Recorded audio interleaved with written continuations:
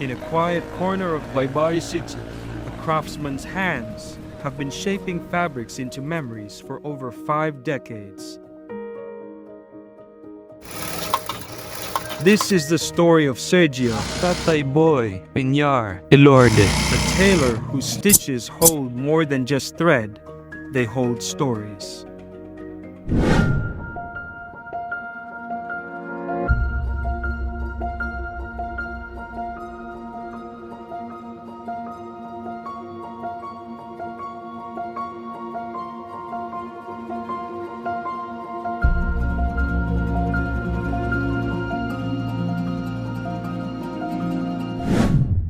Born on July 22, 1954, Tatay Boy, grew up in Tacloban City. Leyte.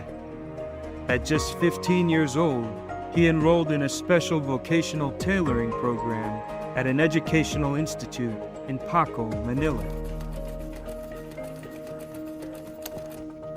Ako, Karin Base. Kini. While studying, he began practicing tailoring, which sparked his lifelong journey. After graduating in 1973, Tatay he Boy, returned to institute to teach tailoring and later expanded his skills by teaching fashion design. In 1974, Boy married and soon built a family with 8 children and 7 grandchildren. Suod kong pabrika. Naranasan ko hapon ng kuhan, kalisod. Habang ako'y nasa pabrika, nasa sideline ako sa bahay. Yung mga tahiin para magkadunay kuhan, magkastos. Ganing kalisod lagi. Ako naman nagtrabaho. Baya, asawa sa ako ate. Mga nag-encourage sa ako nga. Eskwela pa na para dili bugat ang trabaho kay di naman ko sa gibara sa una barko kargado ko kasi ayaw niya makita nga ako naghihirap kasi bata pa ako sabi nagbayaw ko nga mag-aral ka kawawa ka naman pangalan sa siya pa tinindog ko sa una doon SPG lang pangalan is Sergio T. Pianyar Jill pangalan ng misis ko tapos may anak man idiri sa dulo Ilorde ang ganda ng combination no karon di pakalipas ng mga 2 years, 3 years pa. Parang, adininig kong pangalan ng Boyswear. Pangalan ko na lang, Boy, nga mananahi, Boyswear. Kinisyon nila. Akala namin ang Boyswear, tahian lang ng mga pambata. Hindi, lahat.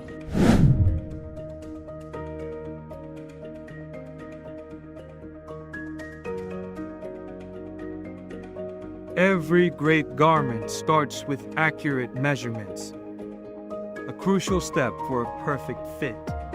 Cutting each piece requires focus. A single mistake could affect the entire garment.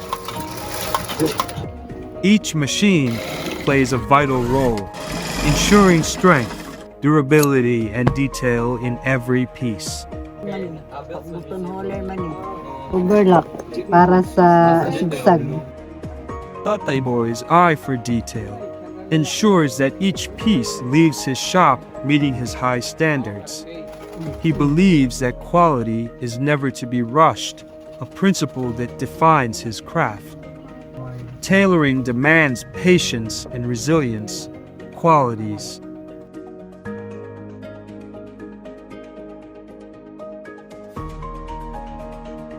Tatay Boy, has mastered through years of hard work.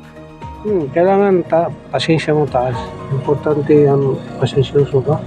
Wala kang pasensya sa customer mo. O kaya sa trabador mo, wala ka. Sira lahat ng trabaho.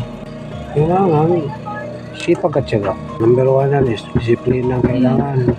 Ikaw nga mananay ka, kailangan disiplinahin mong kawilingan mo. Kaya na may sahay nga, mag-relaxation ka lang. Tapos ang trabaho, pinababayaan mo lang. From being a master cutter in 1988 to teaching test of vocational students, Tatay Boy, continues to pass on his knowledge, teaching not only techniques but also focus and presence of mind. Focus, tapos kailangan ang quality trabaho maganda. Kailangan quality ang trabaho. Yun lang naman tinutugon ko sa mga mananahe ko. Ayusin ang trabaho, maganda ang quality, Mga customer naman, pag nakita ang isang tao nga tatanungin agad, saan tayo yan? Kabusyo. Ganda. Maganda pala sila manay doon. Ang ginagawa ng mga customer ng iba, dito magpapatay. Diri mi nagpatahi kay mo ni recommend sa akong igsuon nga okay lang ni sila nga mo tahi sa suit kay ang akong soon to be husband is American. Nakakuan sila sa size sa akong soon to be husband. Thank you. Fashion trends constantly change, and Tatay Boy. has kept pace, adapting to evolving designs and satisfying customers of all generations. Abels. Kini puti ni siya, pero gidesign na ito. Ano yung mga problema kay pagtabas ni members na usahon nimo, bukatin sa ka, lain na politikas. As kang liso na karon mo liso. Imbis nga 20 lang, dalawin dapat. Wala man ako'y kuha ng imprinta. Ginagawa ko, cutting lang. Tapos, idugtong-dugtong. Kailangan, antik food ka. Pagkagabi, studyhan ko. Dinodrawing ko muna. Dahil mga tagabis ka mahilig sa imprinta. Mga design. Abay, magandang labas ito, tay. Tay, imit tayo bisag isa raw sa. Tay, ko isa. Sampol. Mga pagkaugma. Pag-abot nga rin, pag-gani mahuman. O di ana, nagpusot na sila. Kadaghan ba ninyo? Pag-gani sampol, tay. Niya nami. Bakit gano'n? Drawing pa lang tayo. Kuha na niyo kuha namin. Nakuha na daw ang hilig nila. Yes. Kaya ang ako mga mananay diri, alert dahil sila.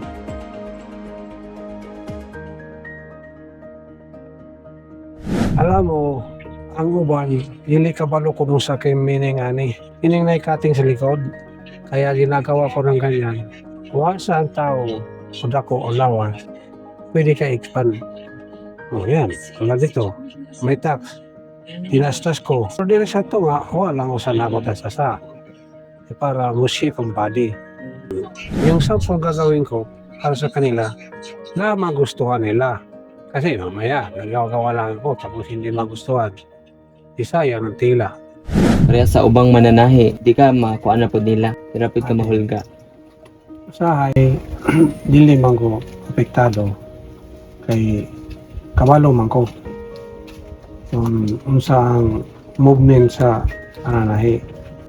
Yung sila, babagsak na si Buisher kay nakay mga online, mga tatahian niya, mga ready-made, pwede mag-order ka lang sa ila. Ay, hangad ka lang sa Lord, para sa ako. Para sa ila. Bahala na sila kung sa'yo, diskarte nila. Boy's legacy extends beyond his workshop. His craft is a family tradition stitched with love. Ang gilaw man ko number 1, kanuwa si Suba. May plano ako nga ipasa ko sa lain sa aking mga anak para maiwan lang. At least may souvenir ako sa kanila. For over 5 decades, Boy has stitched stories into fabric, one thread at a time, reminding us that true artistry lies in dedication, patience, and passion. Sergio, Tatay Boy. Ilorde. Master Tailor, Mentor, Artisan.